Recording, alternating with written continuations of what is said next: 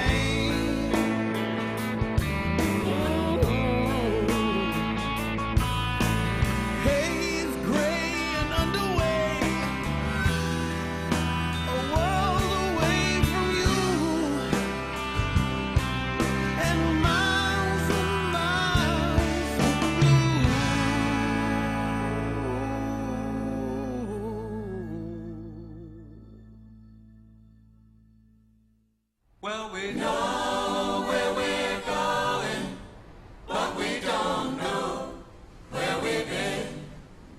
And we know what we're knowing, but we can't say what we've seen. And we're not little children, and we know what we want, and the future is certain.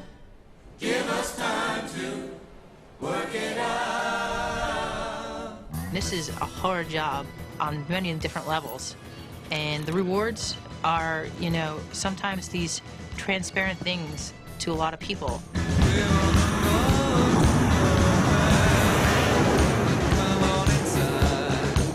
It's probably the hardest thing I've ever done, I think.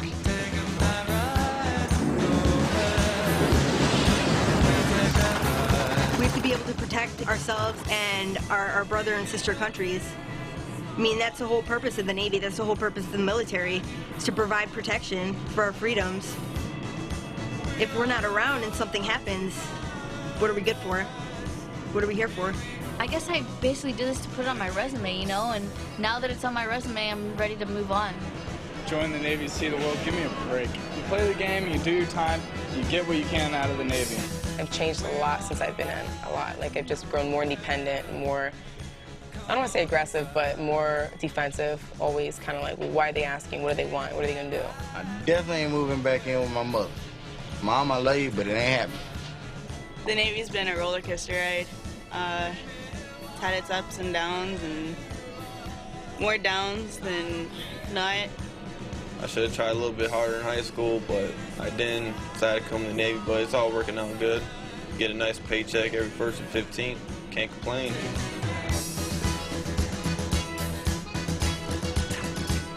I was out here for last cruise where it was a big deal. Now I think we're kind of out here just showing support, but we're really not doing that much now. I guess we're grateful that we don't have such a big part in the war. That might sound cowardly, but hey, it works for me. I'll never regret doing this. This is my 3rd deployment, and I love it. I love what I do.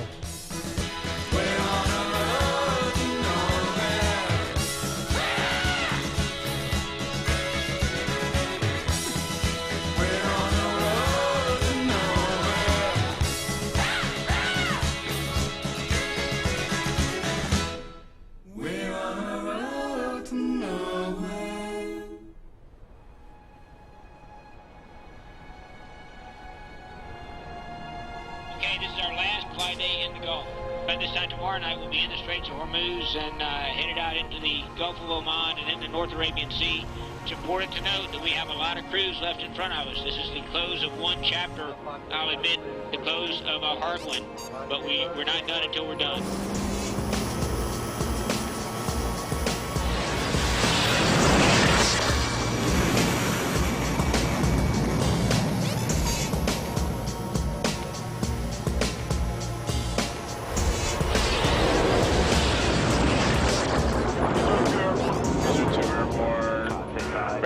Wrap the waist, mecha ready, Doug.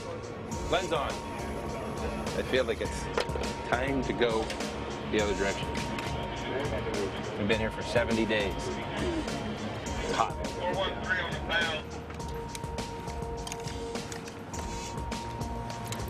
Yes, this is my last flight over Iraq. Where am I going today? Going up to Mosul again, same as yesterday. That's where we're scheduled to go. We can change.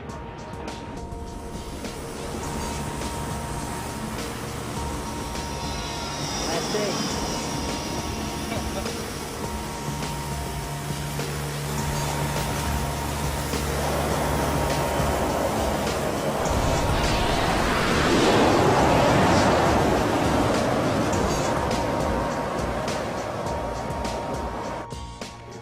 To drop ourselves into Assad, into Baghdad, into Balad, we'll go ahead and make those intentions known, and then and we'll see how it plays out. Okay. But again, fuel, monitoring your fuel. There's a lot of supposition that, all right, Navy's leaving, let's give them a bomb to drop.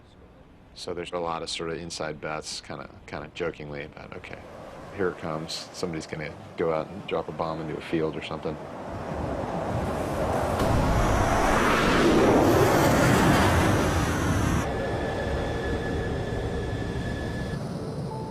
Ultimately, we are here to be, obviously, proponents of war. But with war, there's peace. If we are deterrents, then that's just as good, if not better, than dropping a bomb. Now, they've spent a lot of money on me to train me to do that. At the time, in the middle of the heat of the battle, we were all thinking that, that's, all right, this is bullshit. I can see that guy right there. I can deal with the problem right now. And, I mean, clearly that guy's a bad actor, and we'll fix this. There's one less bad guy to deal with. But, you know, we don't always have the bigger picture. Looking good. 153, plus minus 3, we're ready to spin. 113, Rhino ball, 46, auto. Yeah, 1 Charlie, 7 November, go.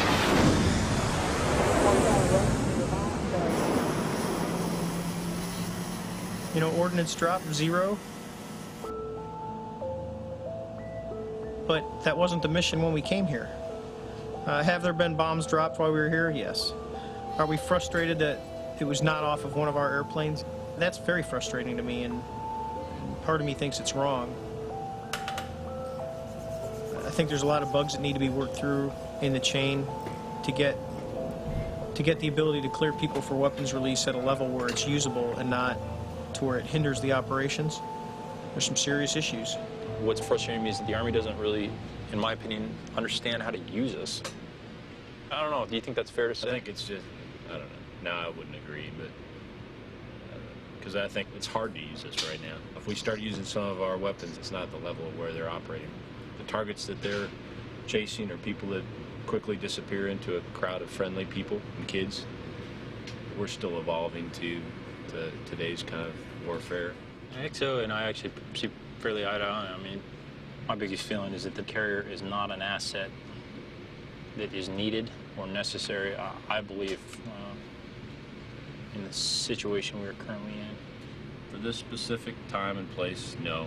But for concerns that you don't just put a carrier in the closet with mothballs and then expect to come, you know, bring all those people, all those skill sets and all the abilities and lessons learned from previous things. You can't just, you know, start that off from scratch.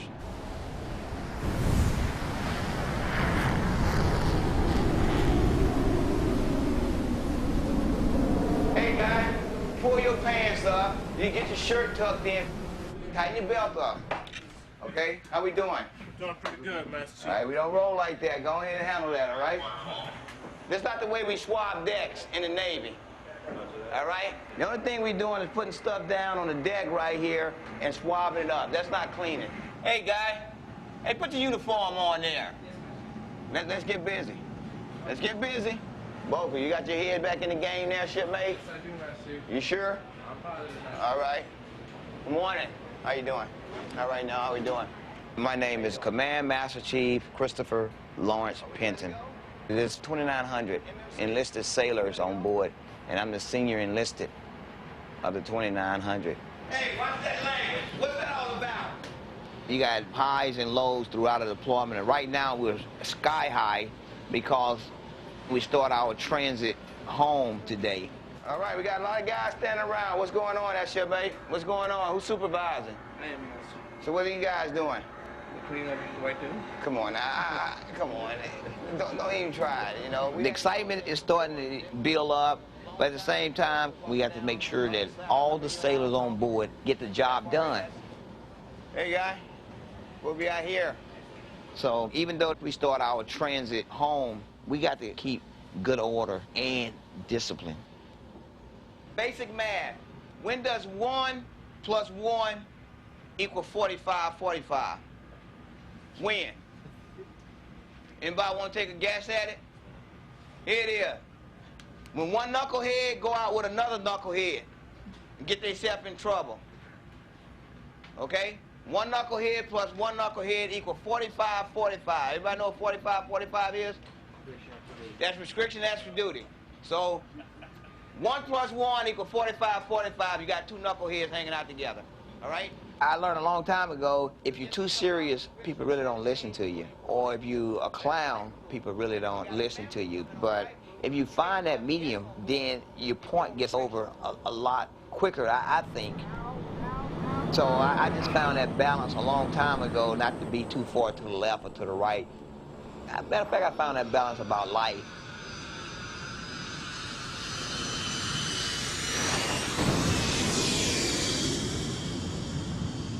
Did anybody drop? You? No. You didn't? They. We did nothing. Did you drop? Yeah, right. Come on. Drilling circles in the sky. I thought for sure somebody would drop. No.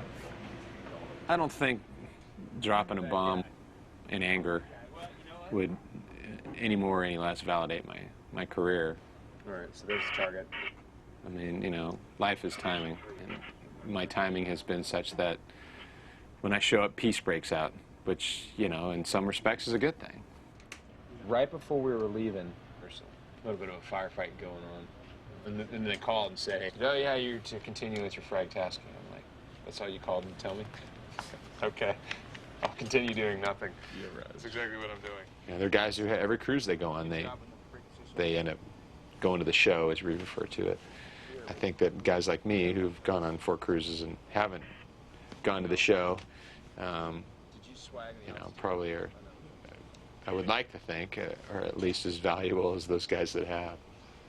Cruise, almost over. It's not over yet. It ain't over till we get home. But I want to say, you know, appreciate the great hard work you did on deployment. No, we didn't drop any bombs, we didn't freaking kill any people, didn't shoot anyone, didn't blow anything up or break any shit. But, you know, you guys are ready. You were called upon to do a job, do a mission, and you did it with pride, and you did it with professionalism.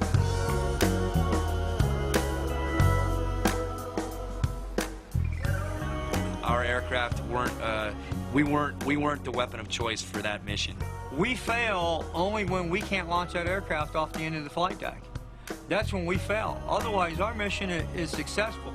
I feel it's doing good. I mean, I already know we've helped at least 8 Iraqis, personally. I think it's stupid. Nobody asked us to come over here and help. I don't agree with a lot of shit we do either, but it's not my job to agree or disagree. It's my job to follow the orders and ensure that my Marines are taken care of. If you don't remember anything else about the brief, cruise is not over. Cruise is not over. I kind of use the football analogy. You know, this is the 4th quarter of the Super Bowl. We're going to go at it with the same enthusiasm in the last quarter of deployment that we went at it in the first quarter of deployment. So we just need to be ready all the time.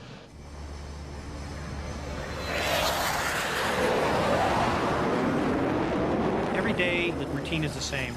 And what we need to avoid is the complacency of, I just did this yesterday, I'm doing it again today, because when we start getting complacent, that's when we leave ourselves open to mishap. So it's kind of keeping guys interested in what they're doing so that they don't get to that point. You know, one slip up can be catastrophe. Now 1 Charlie, 7 November, go.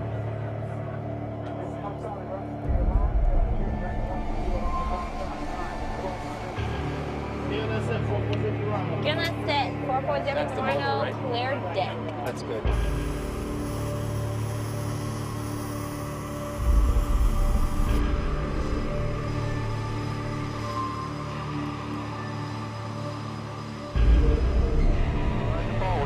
Easy with the power, easy with it, easy with it. Easy with it. Look at this guy, look at this guy. Right? He's passing the deck. There you go. All right, go to your box, reset it. He's not gonna make it. No chance, Patrick, no chance.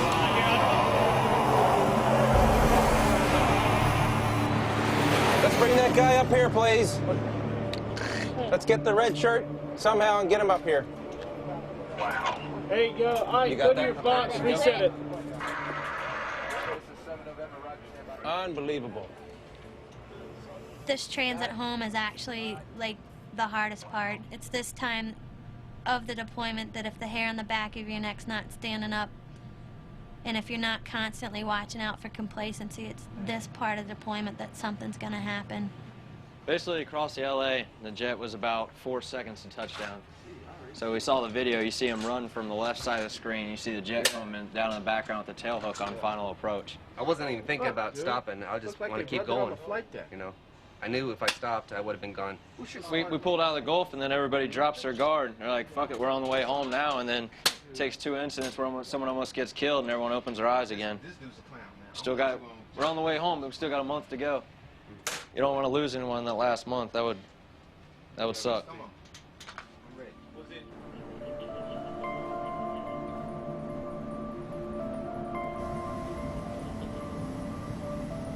I'm very happy that I'm done flying over Iraq. No, they started giving us the platoon at the end to follow them.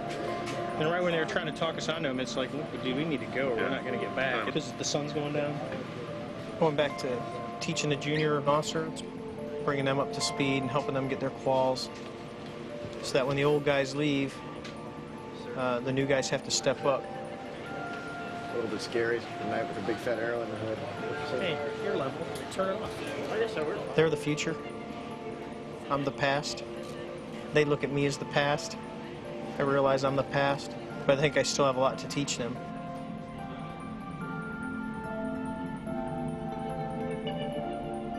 I am going to retire. Just kind of scary. It was a tough decision, but I'm comfortable with it.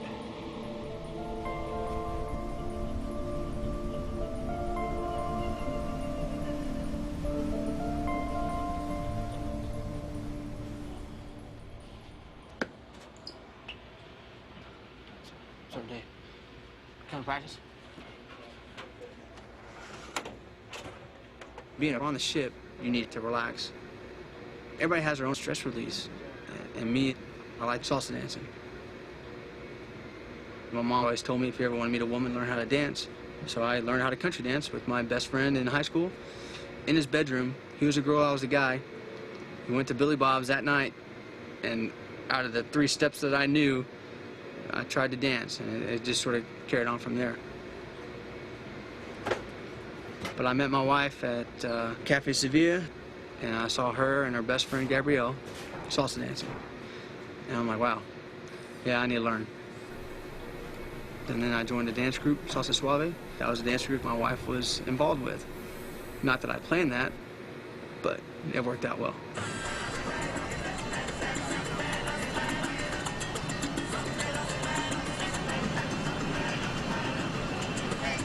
I remember the first time I seen him, I mean, I didn't know it was him. I didn't know a little chubby white boy could do some of those moves that he was doing.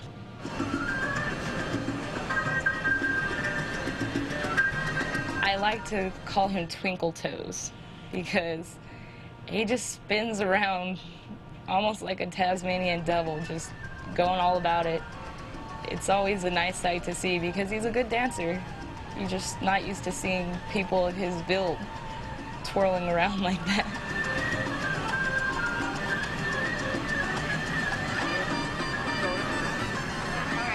There are moves that I do with my wife and I only do with my wife, just because they're that intimate.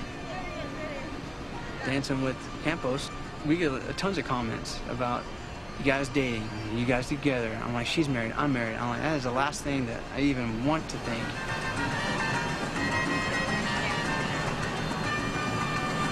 Where we dance at Hangar Bay 3. Where Hangar Bay 3 is the chief smoking pit. So every chief that goes and smokes and stuff like that walks by there. It's just little whispers and the murmurs. And Chiefs are a tight group. They all talk. And guess what? Word gets around. I still enjoy dancing with her, and she still enjoys dancing with me, but it's not as much fun anymore.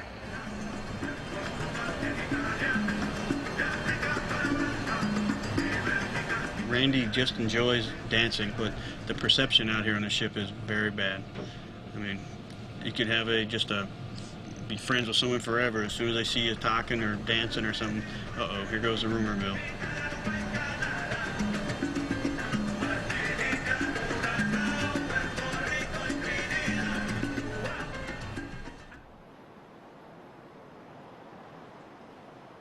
Stand by for word from commanding officer. Good evening, members of Airwing 11. Okay, in about an hour and 20 minutes or so, we're going to turn the corner at the northern part of the Strait of Hormuz. So let's keep everybody's head on a swivel and take care of business tonight, and we'll get alongside tomorrow. That is all. Tomorrow is our crossing the line ceremony where we navigate below the equator. Personnel aboard ships that have done that before are considered shellbacks. Personnel that haven't, like some of these young Marines over here, are considered polywogs. The infamous Wog Day or crossing the line, it's a ceremony that they've been doing for a long time. All the people who've done it before will get together and, kind of pick on the people who haven't and call them called wogs, Wog Day. The fact of the matter is, several years ago, the crossing the line ceremony was a pretty physical thing. It was an initiation. It was an 8-hour whacking if you got right down to it, and that's not the case anymore.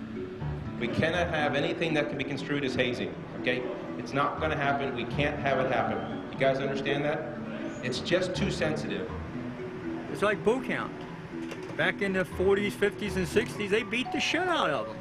They don't have to touch them nowadays, and you can still break an individual. There is 3 officially sanctioned activities: the talent show, the breakfast, and the ceremony in Hangar Bay 2 and 3, and that's it. It is a rite of passage, so let's keep in mind what the rules are and keep in mind the spirit of the event.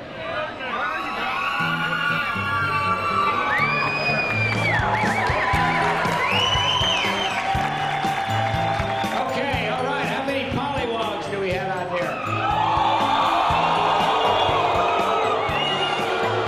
Okay, then how many shell bags do we have out there? This contest is going to work just like the Gong Show, and we will encourage your vote and participation as we make a decision on whether the gong should ring. Is everybody ready? That's so when your department heads man this stage. Sit right back in your hero town.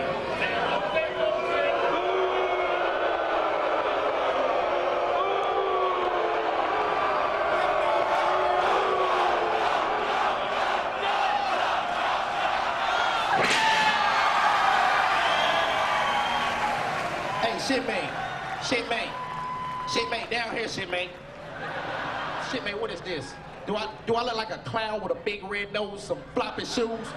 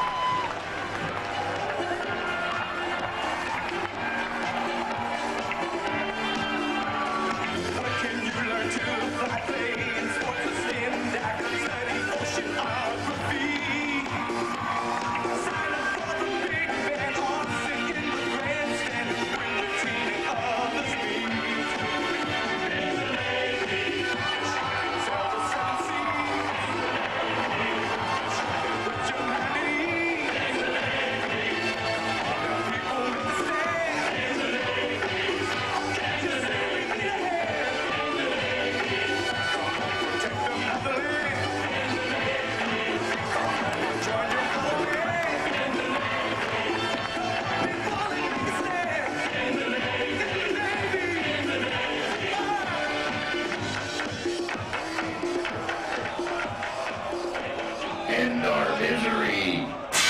Thank you.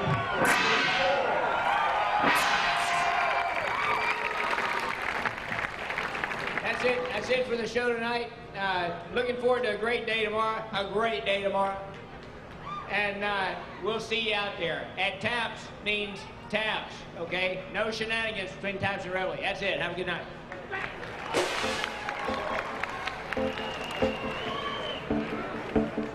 Crossing the line ceremony, it's not as fun as it used to be. There's a lot of new rules that apply now that we didn't have before when I went through. I feel like they used to be better than what they are right now.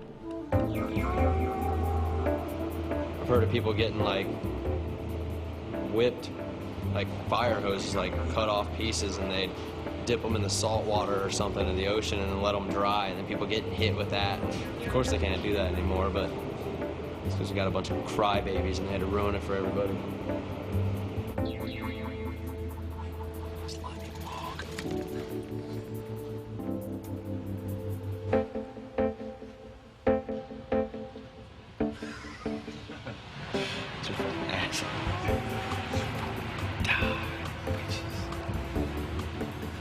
The Navy says we can't do this. Do you see anything wrong with it? No, there's nothing wrong with it.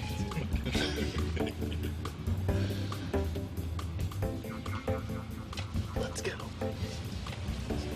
This is the only time on this entire cruise where we can dress up like complete idiots in the ship's total chaos. You like try and have as much fun as possible with all the rules set in place, you know what I mean? Here we go. Salsa Wog at your service. And remember, your mom's a show back. Get dressed. Get dressed. In fact, why don't you get on your face right now and give me 20? Why are you moving so slow? 1, 2, 3, 10. Do you need help?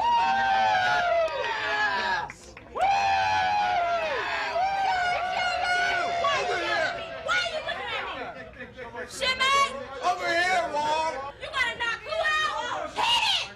Push up! Dude, did you see Stalker just now? He said a bunch of chiefs just came through while they had them all up there in the berthing and told them that they were only allowed to make them stand there. They couldn't even talk. They couldn't even yell at them. It gets worse every year, dude, and that's why I really didn't want to get up for this one.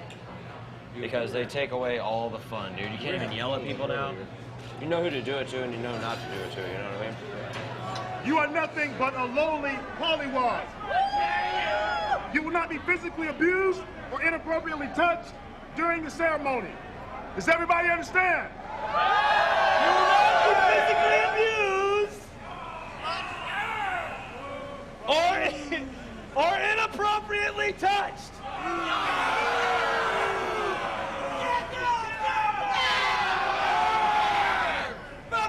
From the swag ones! Go, go, go!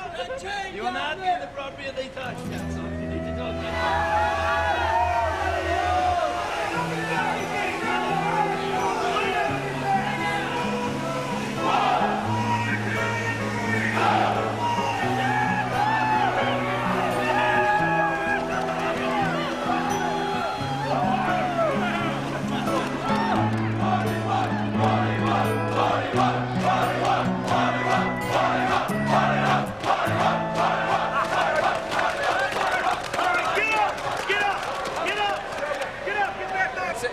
Crack right there.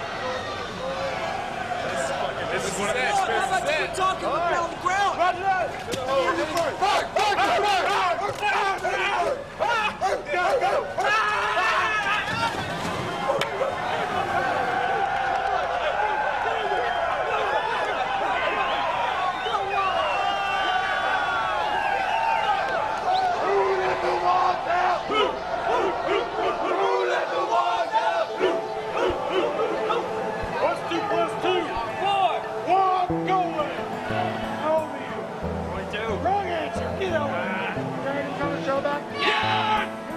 Get out of here!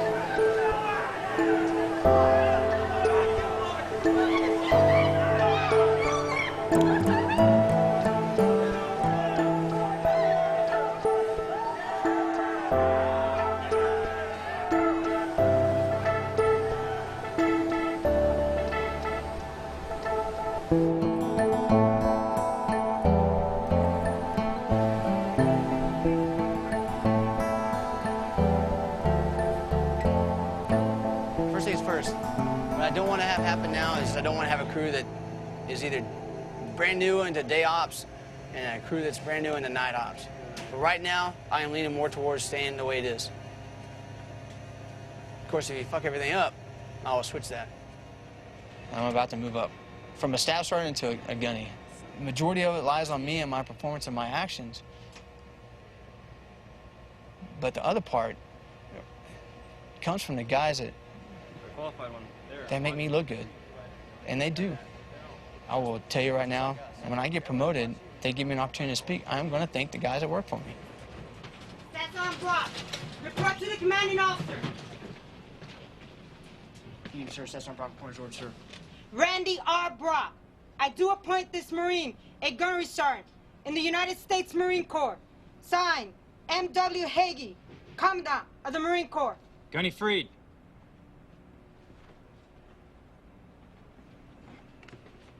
Now, you remain a staff NCO, but there becomes a lot more responsibility by putting these things on. You've been mentoring a lot of our NCOs, sergeants, corporals. And you've been mentoring a bunch of our staff NCOs too. You've been doing an outstanding job. I couldn't ask for any better. There's nobody more truly deserving of this. Carry on that tradition. Continue to mentor not only our NCOs, but our staff NCOs, and take care of the rest of your Marines too. All right, sir. Congratulations. Thanks, sir. Gunnery Sergeant Brock, the floor is yours. Thanks, sir. At ease, please. Real quick, a lot of hard work from my guys, a lot of mentoring and guidance from my senior staff NCOs and officers. I appreciate it. I appreciate everyone being here for me. Let's just hope I keep doing what I'm doing and keep training the guys that I'm training. Thanks a lot. I appreciate it. Right.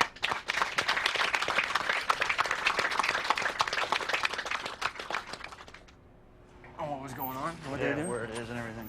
I don't know. All right, here's my pigsty. Holy, that's all your crap? No, it's right here. The damn Navy and their freaking thing on the ship is we separate E7 and E6s because that's their rule. Well, it's not ours. And I don't play by everybody else's rules. I play by the Marine Corps, which is if I go on deployment somewhere, I can rack with the E7 because we're all staff NCOs. But when we come out to the ship, we are no longer staff NCOs, we are staff sergeants. I don't think it should make a difference. Now I gotta separate myself and segregate myself from the guys that I work with on a day-to-day basis. You know, and that's a Navy's policy, and that's a Navy standard by keeping the chiefs separate and stopping their fraternization, which I think is horseshit. Freaking shit. Go get the other crap.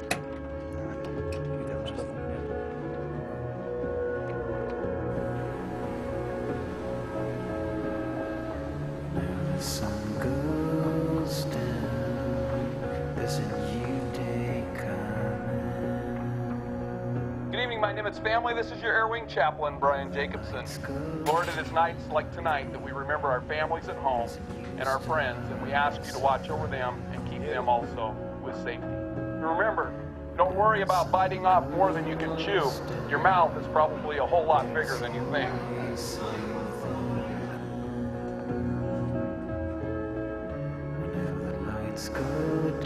Taps, taps. Lights out. All hands turn into your own bunks. Maintain silence about the decks. Taps.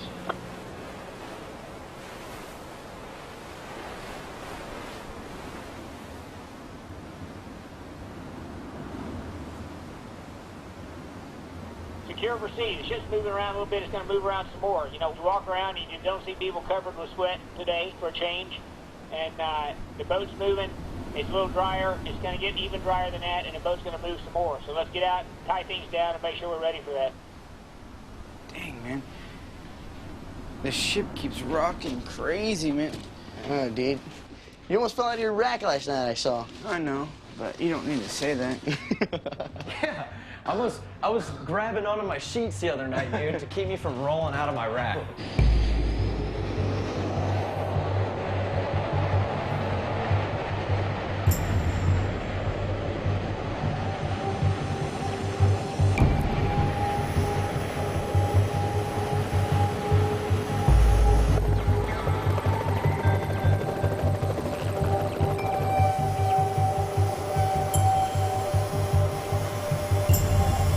water heading down to Australia. The sea's pretty good size, good swells. I think the deck's all the way up to 30+ feet.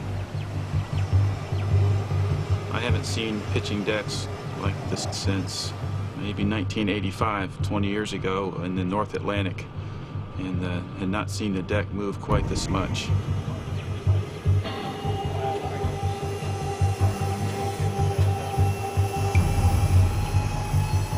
You would think that 5 months into cruise that we would be pretty proficient. I think we are, but you know, here we're out doing pitching deck.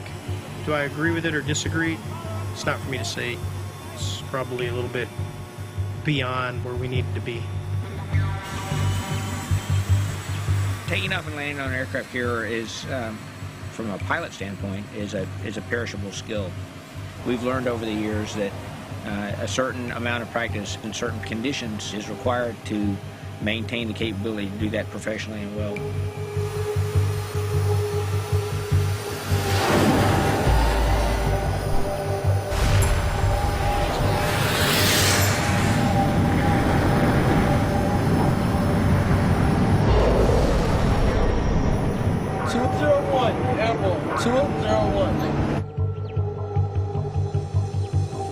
This is absolutely more dangerous than it was actually flying missions in the Gulf.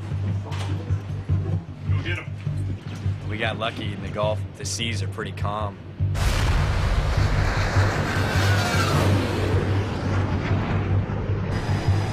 But out here, pitching decks, this is scarier. You still gotta come back and land on the boat. This is a landing area. You know, it normally looks about like that. All of a sudden, you're kind of seeing it like this, and then seeing it like that. So you have to do all your normal procedures, but now you add to it the visual perception here that is changing, and you can't decide if it's your mind or the boat. That's why it's such a challenge. Your brain, when you come aboard, you kind of start to think that the runway is a fixed object. That's what you reference things on, where it's not a fixed object and it's actually moving.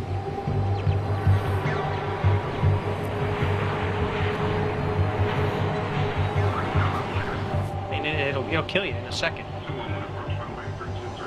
You know, you won't be the first one to fly into the water behind the ship.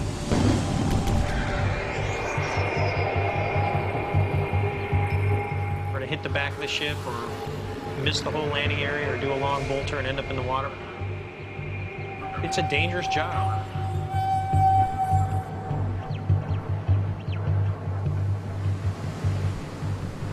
Strap the waist, make a ready deck. Paddles, lenses on, you have control, 3.5 degree glide slope, targeting 3 wire. Stand by to recover aircraft. Yeah.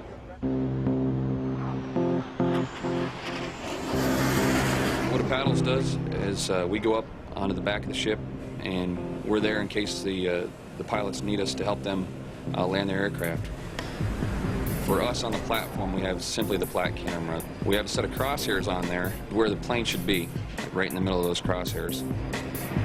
7 right on ball 52. We have the radios, we talk to the pilots, we give them more information than they could receive from the ship, basically to help them get aboard. Yes, hello, Kathy. Hi, Paddles. Hey, what's up? How are you? Happy case 3. Oh, yeah, case 3. Man, the Hummer is going to come first. Okay. Okay. Thank you. 107 approach final bearing 174, flying 290. Little power. Easy with it. He's in a good spot. By the downwind heading 355. Yeah. Easy with it. Easy with it. Chase it down. Easy with it. Easy with it. Easy with it.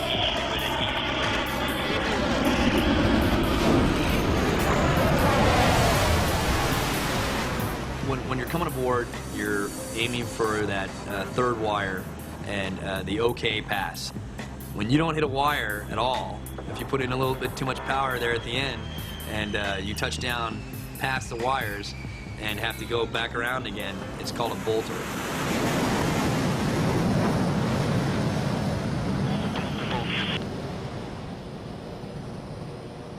Just watching.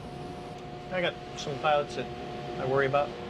Because, you know, the first thing, you don't want to lose anybody, and number 2, the airplanes are pretty expensive, and it's tax dollars. You know, if they go to the bottom of the ocean, there's not a whole lot you can do with them.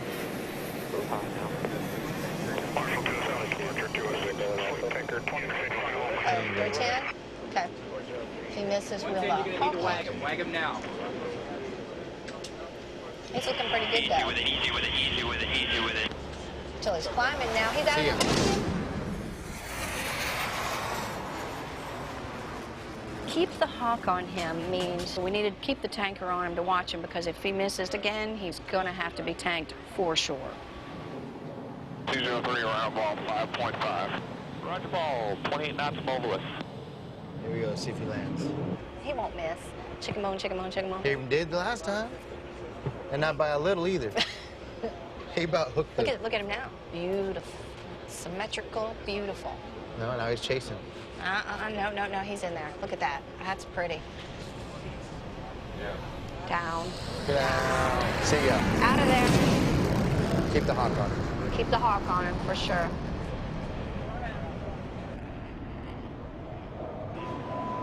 Yes, sir. We'll definitely be trick or treat for 2.5. Yes, sir. Bye. Trick or treat 2.5. He's going in front of one. Trick or treat means that, you know, it's like going door to door, trick or treat, and then he's going to give him 2,500 pounds of gas.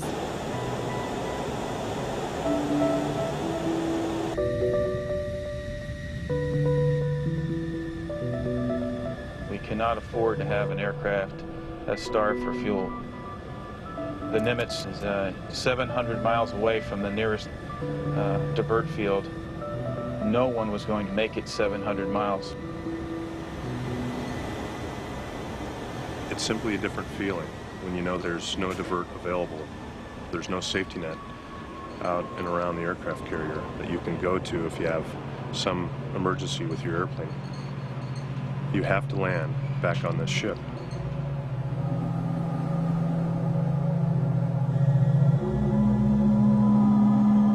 Come left steer course 112 degrees. Come left steer course 112 degrees aye. The choices are either to land on the ship or jump out alongside the ship. I'm uncomfortable with the conditions, so we decided to scrub the remaining night events, but we still had aircraft we need to recover in the dark.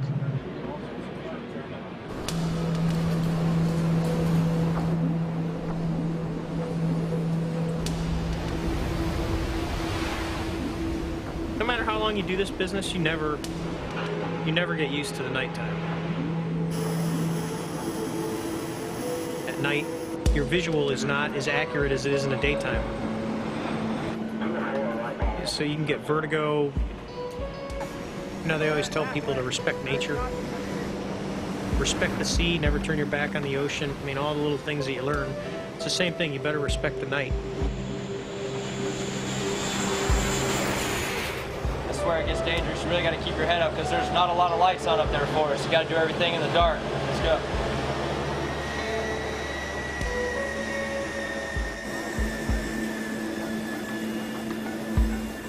Well, we've got 12 airplanes airborne, and we're going to have to launch 3 tankers to put some extra gas in the air in case guys have trouble getting aboard.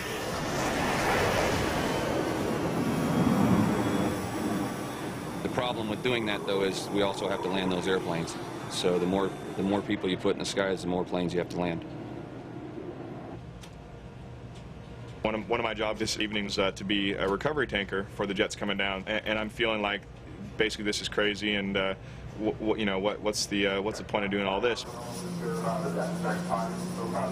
When I think I'm going to go, the deck is down, so they actually sit there and wait for another 5 or 6 seconds so they don't shoot you into the water, more or less. When it comes to pitching deck, I would say that I am more of a novice, or at least my experience has been limited.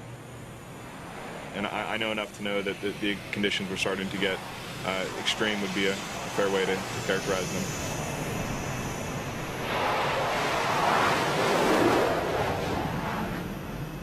Look at that. That is like Huh?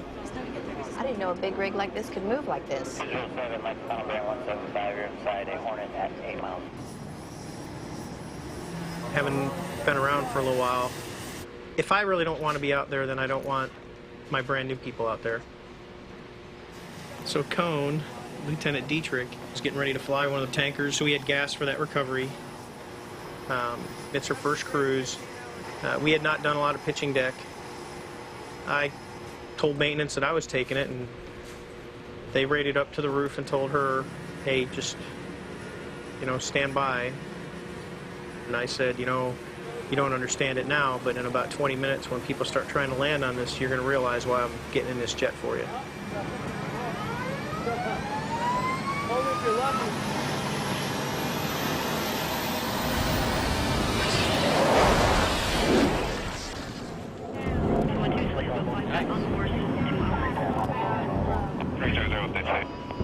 Pattern 4.4. 207 right after pattern adjustment. Back on. Power. You with power.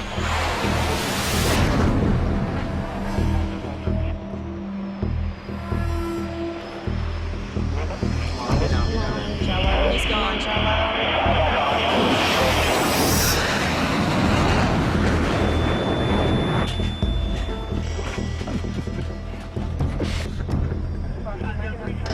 Did you guys keep 113? We kept it. We kept it.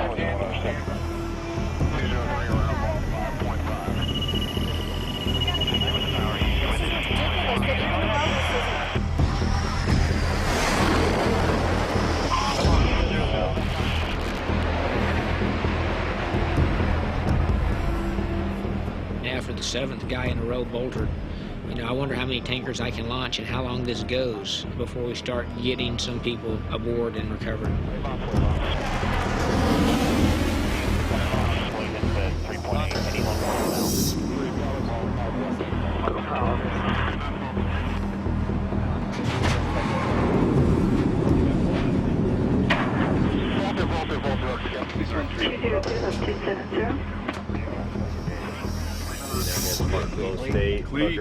Yeah, we got 1, 2, 3, 4, 5, 6, 7, 8, 9, 10, 11, 12, 13, 14, 15 bolters or wave offs so far.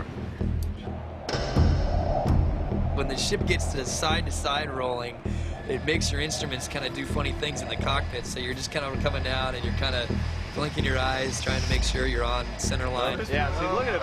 Move. No power. Power. Shit. Down though.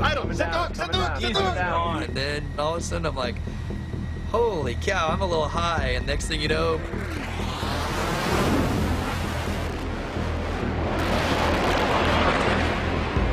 and so now you're in the bolter wave-off pattern, and you're looking at all these other airplanes that are in the bolter wave-off pattern with you.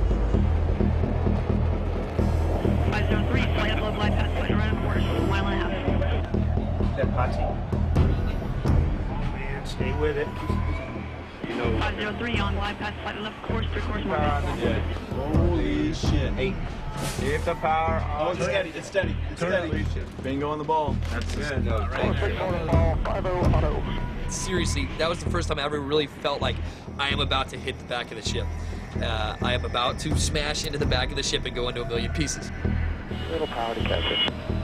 Little power. Power.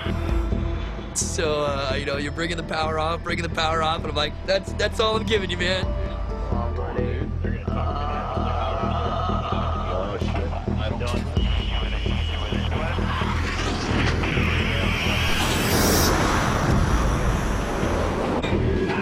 Yes. He's in there. We got a couple more. It was just I've never breathed so fast and so hard in my life. It was just unbelievable. I was shaking. God.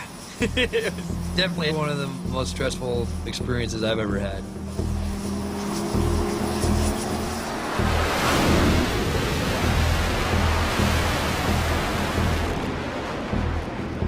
You want to look at ISIS of all Did you watch the deck? Dude, all I know is I was in close and they're like, little power. I looked down and I saw the fucking back of the ship above me. And I was like, ah! There's been times it looks like guys are probably looking down on the deck and no shit, the deck just comes up and catches them and they trap.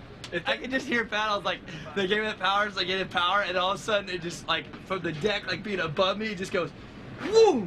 And I was like, hey, everybody down there, how y'all doing? I'm gonna stay up here. It's safe up here. I need a drink.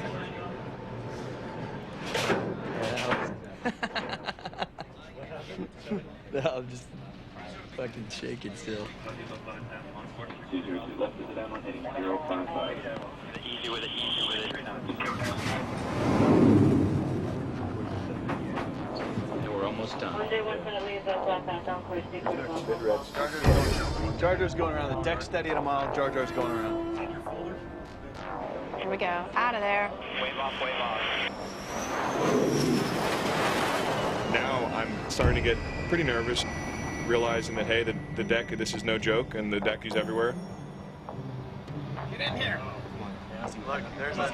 I'll come up a little to me. You got it. You got it. Yes. He's good. He's good.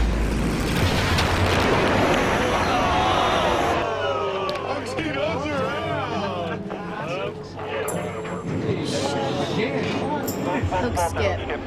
The deck was coming up, he was coming down, and he hit so hard that he bounced over all the wires. So he skipped the 2, 3, and the 4-way.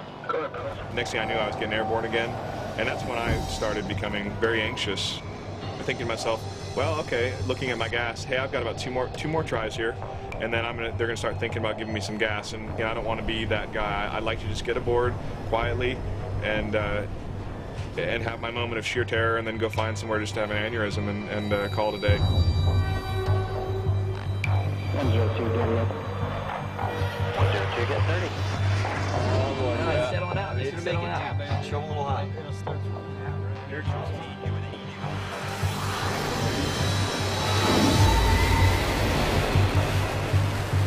He's in there. Ooh. Good job, Jojo. Thanks, Thomas. You gonna send your mojo to Skipper Fravor? Man, you don't need it. Huh? You don't need He it. doesn't need any mojo. 102, right a ball. 75 auto. I always get an eerie feeling when I'm the last guy on board.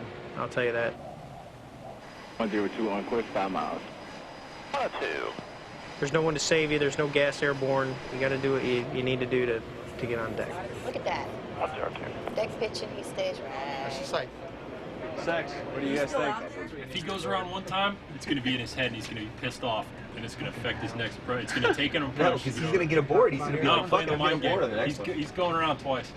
I think I'm gonna be the pessimist for the whole ready room here. I don't think he's getting aboard. I don't think so either. Starting the Dutch roll, dude. That's all it's doing. Just wait. No, he's scared. It's going to continue to get worse. I'm telling you, he's going around. He's going around. Done. Look at He's going around. He's going around. Already out of sync. No, it's going to settle out. Right there. I'm a D. It's going to settle out. No, I don't think so. I've been watching this He's going around. 7, right a ball, 5-2. Roger ball, working 30. I've been watching this. He's going around. I got more black I don't know him. what to do with it. Look at that. Oh, steadied out. Yacht. Oh, shit, he's going to get aboard. Oh, rock steady. Sit around, paddles. Sit around. Careful low. That's right. Show the low.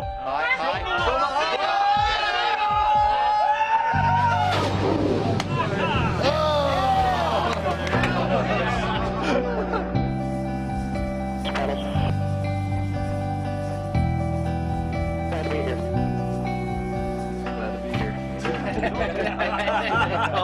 You're right. I told you, Todd.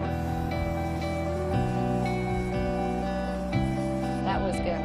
Everyone, that was a stellar performance. That was not my first pitching deck experience, but it was my last. It's something that I really like to do, and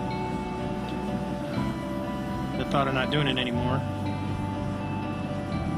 I guess slightly relieved, but slightly depressing. All right, man. Thank you very much. You guys have a good night, all right? You too. Oh, wait, let's go.